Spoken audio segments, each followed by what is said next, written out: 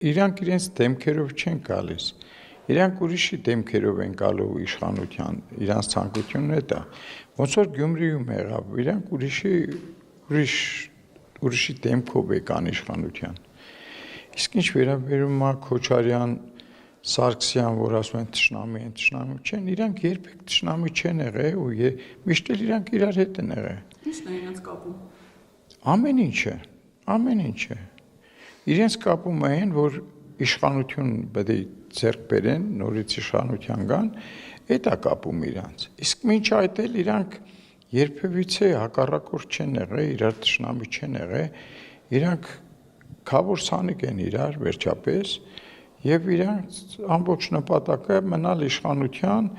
ցույց տալ, որ իրանք իրար ատում են եւ հասարակությանը բաժանել երկու մասի, մի մասը սերժական, մի մասը քոչարյանական։